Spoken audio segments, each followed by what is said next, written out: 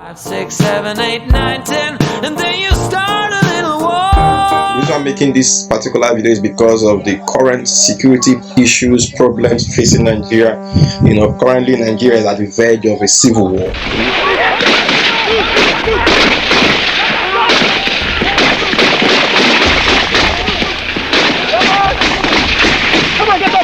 This morning I actually came across a video on one of the Facebook groups and one of the WhatsApp groups which I belong to, and that video was a clip from an interview from the guest speaker on a show, AIT show known as Kakaki Show, and the name of that particular guest is Professor Usman Yusuf. Gandhi said, whatever you do for me without me is against me. Ask all those 13, 15 governors that met in that hotel, was there any of the Fulani leaders consulted? Any of the Fulani leaders consulted? So they are there making laws for people that they have not consulted. This is a problem with government. Disconnected, out of touch with realities of people. You must sit down and talk with people you are making laws for. None of that. Those governors have sat down with Fulani leaders in wherever they are and tell them what we are planning to do, or what we're going to do, or what alternatives are there. And then they're sitting down there and making laws. We all know that if care is not taken, we might be descending to another civil war. This time around, it's not going to be Nigeria versus Biafra war. It's going to be Nigeria against the southern Nigeria civil war. So far, thousands have been killed and many more have been expelled from their homes.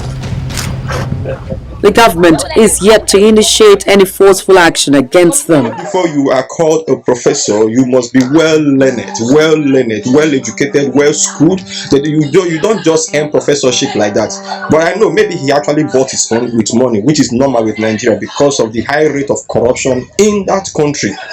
In that particular show, he made a statement. He said that the southern governors didn't consult the Fulanis before converging for that particular meeting, which was held in the government house Asaba, which is the seat of power of Delta State government. These 17 southern governors came, southeast, south, and southwest. 6 governors from the southwest, 6 governors from the south, and 5 governors from the southeast. They all came and converged in Asaba for 2 to 3 hours marathon meeting, discussing about the security challenges in affecting the southern Nigeria because of what? Fulani Herdsmen. They scatter our destiny, kill many people for Allah. So as you run, them burn many houses for Allah. Because we can't assess the place, we cannot ascertain exactly the casualty figures. But they saw some corpses on the road. We actually have known that this crisis has been with us for decades, because of Fulani encroachment to our farmlands, to our ancestral lands, and so on. They come to your farms, they destroy your farm produce when you complain. Either they shoot you, or either they kill you, or they rape our women, rape our sisters, kill our brothers, kill our fathers. Government urgently needs to mobilize soldiers and mobile police to these communities. Dead bodies are littering the roads, and these invaders are still very much around. Their cows are here, they are just hanging around the bushes. We've had several killings in Abraka community, Eku, Igu, but the government have never thought it wise to visit this community to commiserate with the people. And this thing has been going on for a very long time, and we've actually kept it for a long time. And recently our governors actually came, and we all were like, oh, let's see the outcome of the meeting. And one of the highlights of that particular meeting was the ban of open grazing in all southern states of Nigeria. Tell us that the Fulani men are reacting, that they are retaliating, and they are killing us. You don't see the Fulani, they have no land here. There is no land for them. They are people of peace. Because in Western world, for those persons who have actually traveled around and far, you actually know that cows don't roam around the streets. When you want to rear cows, you must have either your ranch where your cows are actually to be reared or are actually taken good care of. Benue State House of Assembly recently passed the Open Rearing and Grazing Prohibition Bill, which bans herdsmen from moving freely from one farming community. Oh, okay. So this one is from Honorable Ademola Alalade, who says the Southern Governor's resolution to ban open grazing is the right step in the right direction, and they should ensure this resolution is implemented to the letter. On their part, they should provide land to encourage the operation of ranches. Well, Prof, still on, says Netherlands gross $101 billion from dairy products in 2020, which is more than 3 years' revenue that accrued to Nigeria from oil and gas. States must support federal government in building ranches and build multi-billion dairy market that will dwarf income, oil and gas. Well, Andrew Alola, we see this one, says, although the southern governors are gradually coming off their coma very late, kudos to them, and hoping to see a more formidable groundwork emanating, I want to believe, from their communique. And Akomodu says, open grazing in Nigeria is not only archaic but dehumanizing. If livestock owners love herdsmen, they should support the call to stop open grazing. Southern governor's decision to stop open grazing is creative. It'll also advance the north. Even Governor Ganduje supports this. You don't just roam around the streets like one nomadic guy that doesn't have any single sense. No, you don't do that in a developed setting. And the world is actually being developed every day. We've been developing, but Nigeria has refused to develop. We're still going backward because of what? Because of these Fulanis. Take it seriously, and that is why the governors of the South have come out to say, let's take restructuring seriously. Looking forward to this bill, and it's long overdue. We have always advocated a four-part solution to this entire crisis. Number one, to legislate, which has begun now by the passage of this bill. Number two, to disarm and to prosecute. For an entity or a group of people to be allowed to carry arms around, arms with which they have inflicted harm on other Nigerians, is illegal, and it's something that should, be addressed by the government. So our second part solution is for them to be disarmed and them to be prosecuted. And this man opened his mouth to say that the southern governors have no right to convert that particular meeting, that the southern governors don't really have any right to convert that meeting because the Fulanis were not consulted, because the Fulanis were not invited. Mr. Professor Yusuf Usman, let me ask you a simple question. When the northern governors in the north are meeting, both the middle belt and the core north governors are meeting, 19 of them are meeting, do you guys usually or invite any southern governor? The answer is typical no. When you are holding your Fulani meetings on how you want to destroy Nigeria, do you usually invite the leaders from the south for the meeting? No. Even the last security meeting that the Mr. President had with the security chief, no south leader was actually involved with that meeting, and the outcome of that meeting was to deploy security personnel down to the southeast and south out, as if we are the only one having crisis. What happens to the north core Nigeria, middle belt, Sokoto and Kano and the rest of them, when banditry is the order of the day, where kidnapping is just like a normal business, and you guys are busy paying ransom? Again killed at least 15 people in an attack on 4 villages in Ishelu local government area of Ebonyi State. The gunmen attacked the villages on Monday evening, shooting sporadically and killing the victims in different areas of the communities. They also set ablaze motorcycles belonging to the residents. Some of them who witnessed the attack give account of what happened. How will I know what caused it?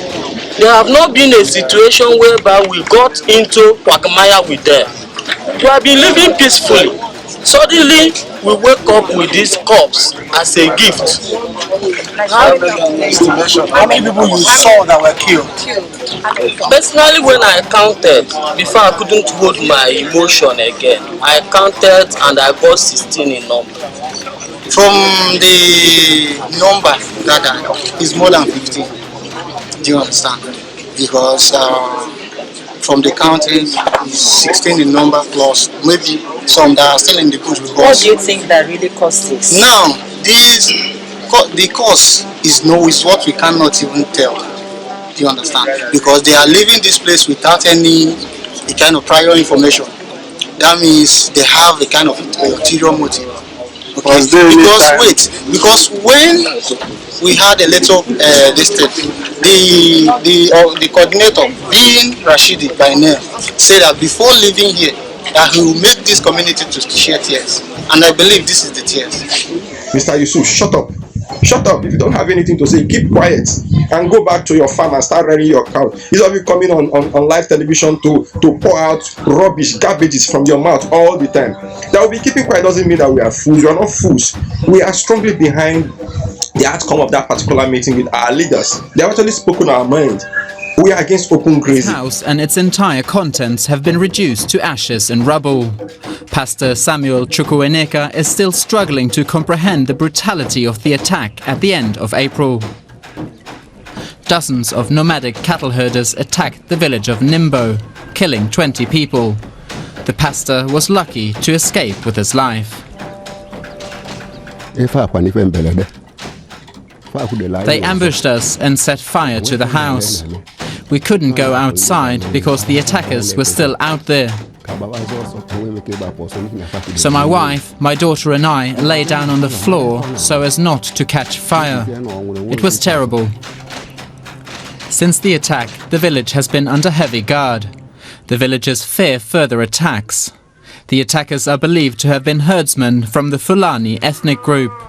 For years now, more and more Fulani have been pushing into the fertile south of Nigeria from the arid north.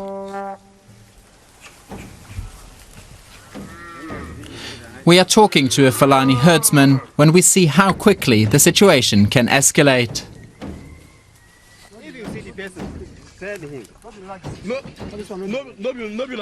An angry farmer has discovered a cow in his field.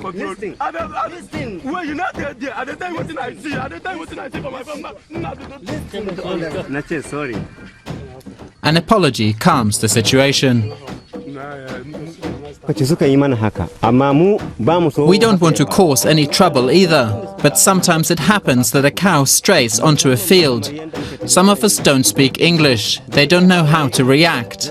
Sometimes they just try to run away.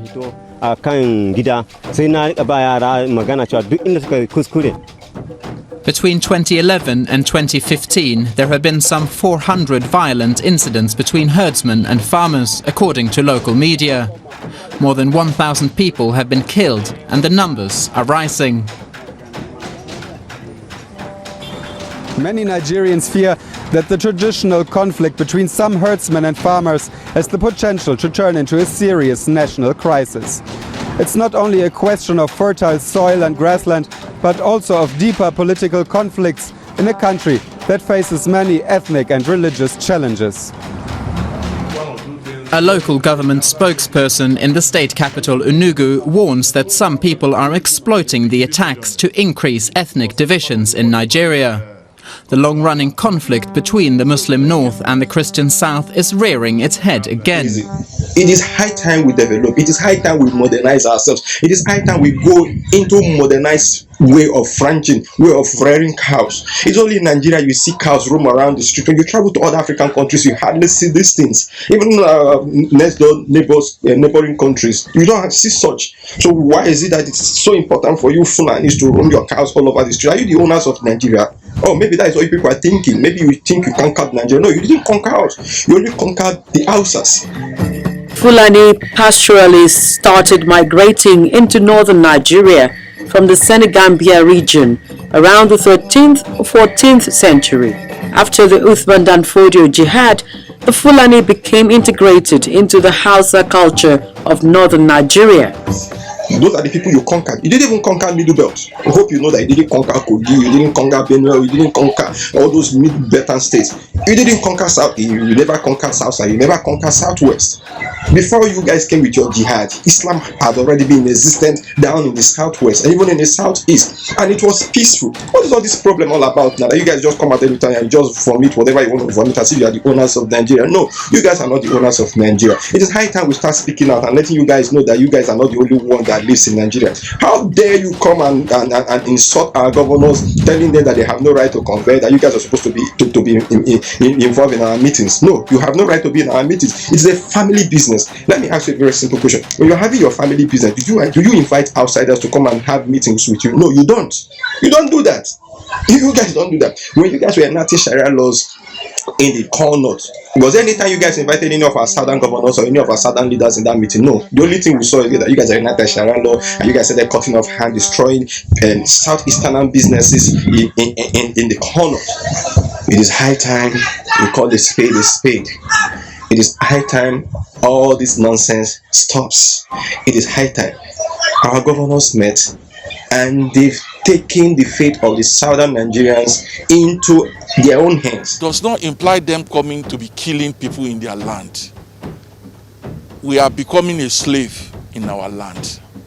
And this is right time we need to let the government know that if the government refuses to do what is right, then people should be able, don't blame anybody to take weapons and defend himself. Because in our constitution, there's self-defense.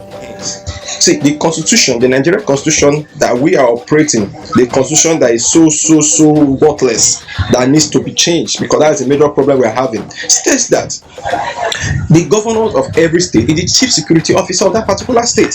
And our chief security officers have come out to say that we no longer want open grazing. Is that too much for you guys to bear? You guys can rear your cows in the north now. You have bush there now. You have forest there. You can take your cows to the Sabinsa forest. Take it there and rear your cows. When we want to buy cow meat, we can import them and bring them down to the south. We don't mind the cost. We can buy them. So why are you guys so obsessed with this cow rearing down the south? Waiting now. What we do now? Now I get the land. So we have been expressed many things from the Herdsmen since. So each time when they came, so burn our village, destroying our farm crops, so even rape our wives. Then they do everything that we cannot endure. So those are the things that we determine that we cannot be living together. So that is why, and I think on December 19 last year. So they came with the herdsman and the soldier. They came here. So and they told us that they want the herdsman to carry their cattle come and be living together at Ibeku here. So we said that we cannot be living together with the herdsman, because each time when they came, they used to destroy our crops and do rapes our wives. So that is the only thing that we just said for that day. So one of Fulani, his name is Ali. So he pre-point us. We are about 4 of us that the soldiers should catch up and beat us. So they beat us mercilessly. So I think about 2018 when they came, they killed many people. They killed three children at Asa. So they do everything destroy everything at our farm. So we cannot endure this. That is why we say that we cannot be living together with herdsmen. No, impossible. They are all cash crops. They are living, they are there. So those Fulanis, they gave us a lot of problems. We are tired of them. This area, we are farmers. We're supposed to be in our parents' farm now. We are unable to go there, because if you go there, they will just come and meet you, starting cutting you, starting cutting you down. So we are tired of the problem. Now, in fact, today we can't say what can happen to us. We are living in fear. So we are living in fear. To sleep and rest is a problem to us. They went to my band where I store my corn and destroy my property there. Getting to the place, I see the cow eating in my presence. I called the Malam, say, Malam, come. Hey, sorry, sir. Say, Malam, come. Instead of the Malam to come, he only run to me and machete me. If not because of this hand that I used to defend, this my head, he wanted to break it. See the sign. You see my hand? You see? See my hand? How do you want me to make use of this hand again? Hardly. It is in fact very hard for me to eat. It is my wife that is destroying me. And I get wife, I get children. Eh? Go. See the hand. See the hand. See the hand. Land. It's our ancestral lands, for crying out loud now. Why you guys always so out of your mind thinking that you own Nigeria? You don't own us. You never conquered us. And if you guys think that these things you guys are doing is a way to conquer us, you can never conquer us. We know the game plan. It's not possible. This is not 1966 now, when you guys fought southeastern Nigerians and killed over 3 million people. No, the world has grown past that particular stage. It has grown past that particular stage. I want to bring to your attention and bring it very, very fast. The last time Mr. President had a meeting with security chiefs, security meeting that affects the southeast and south. No southeast or south or southwest leader was involved. It was in that particular meeting. You just came up with your whatever you want to come up with and you impose it on us. Enough of all this rubbish now. What is all this thing?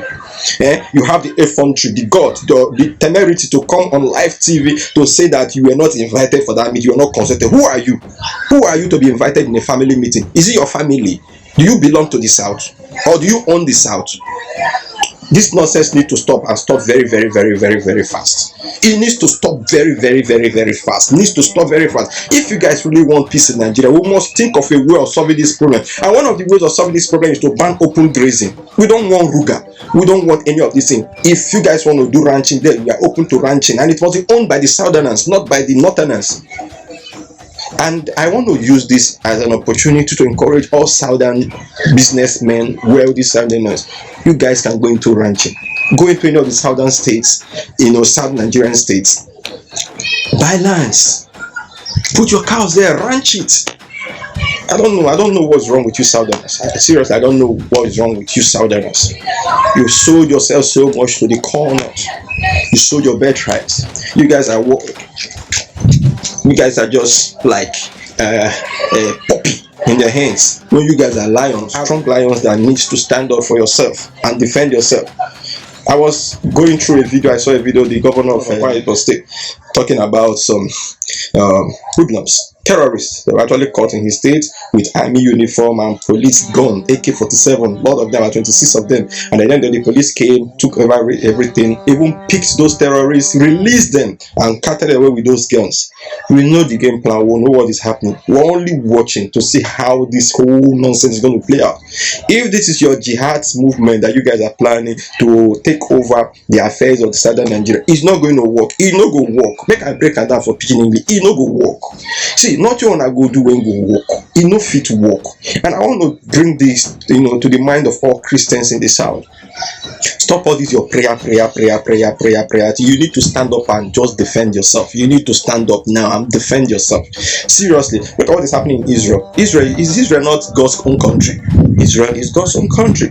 But look at what is happening with Israel and Palestine. When the Palestinians, the Hamas terrorist group, launched over 1,000 and something rockets into Jerusalem, Tel Aviv, and other southern Israel, what happened? The Israelis retaliated immediately. They didn't wait for God and knelt on their knees and started praying, "Oh God of Abraham, oh God of Isaac and Jacob, oh God of Israel, oh God of Israel, come and fight for me." No, they never did that. They stood on their grounds and they fought back. You have to fight back. Start fighting back. Start pushing back. Push back. But this is war. This is war that have been brought to your doorsteps. You need to start pushing back. Push back. Nobody's going to hold you. And this is a wake-up call to all our governors in the South. Defend your people. We didn't put you there as governors to be thinking of second tenure. We never put you there for second tenure. We put you there to defend lives and property of your own people. Protect your people. Please hold your ground. I know they're going to come for you guys later on because of what? They're going to use both the EFCC, the DSS, and the rest of them to come for you guys because of the dirty little things you have in your cupboard. It is high time you guys stand up. It is high time you start defending yourself. It is high time you stand up and defend yourselves. This nonsense needs to stop. This rubbish needs to stop. This is not a call for war. I'm not calling for war. I'm a man of peace. I'm a man of peace. I'm not in Daboski. I'm not in Daboski Pelusi. No, I'm not there. I'm not a man of war. I'm a man of peace. But what I'm trying to say is this: when you are pushed, you must learn to push back. When someone pushes you, you must learn to push back. Self-defense is not a crime. It is not a crime. And one of the ways the southern governors is actually defending the South is by this way of banning open grazing. is a welcome development. It must be enacted. For the states in the south that have actually enacted this open grazing law, ban law, they should do it immediately. I don't know how many states that actually enacted such law. They should do it. It's not about talking. It's not about meeting in Asaba and drinking wine or talking. No. It's not about that. I know most of you are going to sell out later on. We know all that.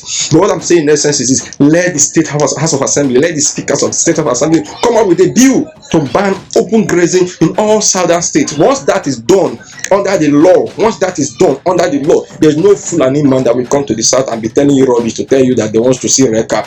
It is high time our security operatives start arresting any Fulani man they see rearing cows all around the southern Nigeria. All this nonsense needs to stop. It needs to stop, and it needs to stop now.